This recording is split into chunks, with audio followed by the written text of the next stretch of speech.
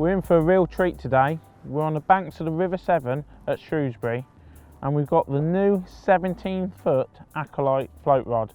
We're with Alan. How's the day going, Alan? It's absolutely fantastic.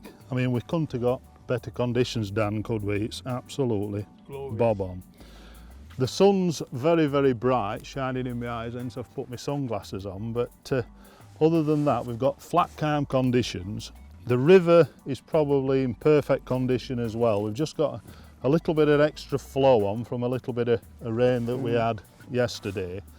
But, you know, there's loads of fish to catch. And of course, I'm putting the 17-foot Acolyte float rod through its paces as well. I mean, this is a rod that I've tested for around about 18 months. And it really is brilliant for this style of fishing. When you're fishing with stick floats, top and bottom style stick floats, and also, you know, lightish bolognese type floats up to maybe sort of 6 or 8 gram. Is absolutely perfect, this rod, for this sort of fishing. And just looking at you playing the fish now, Alan, it's a lot of dace you've been catching, but just talk about the action of the rod, because yeah, it's a tip action rod, but it does bend slightly through. I mean, this aids casting. It also makes it so that you can fish with quite light lines as well. I mean, this rod's capable of catching bigger fish. I mean, I've just hooked a big fish, what were probably a pike, and played it for quite a while, and it put quite a bending rod, but it's a rod that's powerful enough to land bigger fish, but it's got the finesse to fish with quite light hook lengths as well.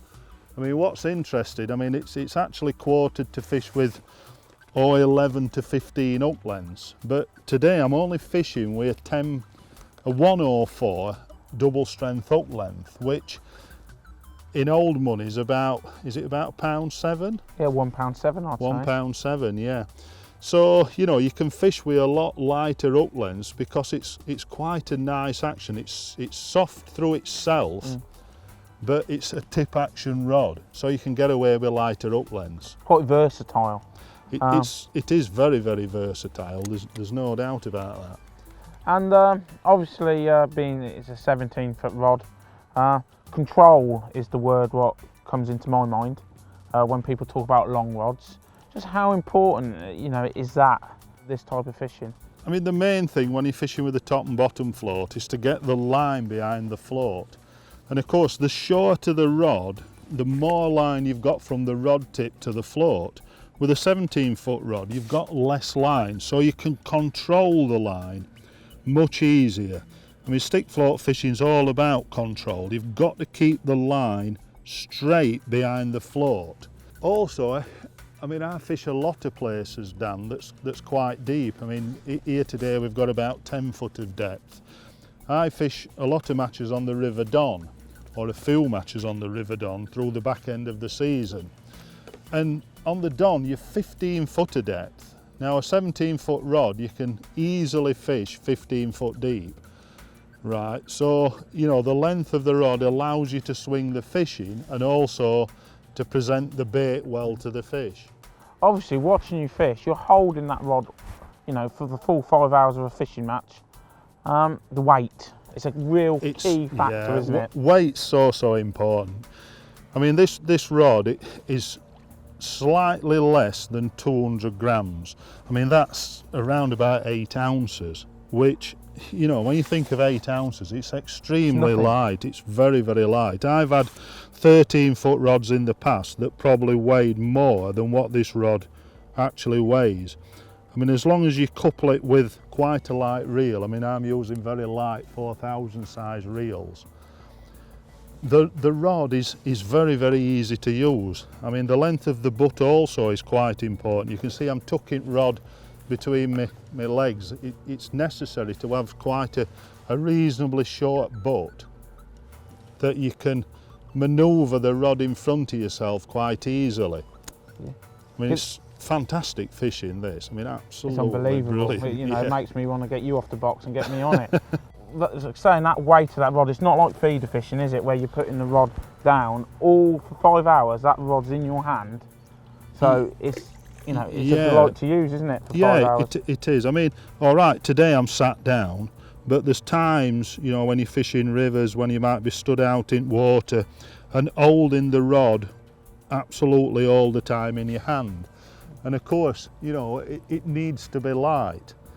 I mean, I can actually hold the rod and feed, you know, simply, because the weight of the rod is very, very light.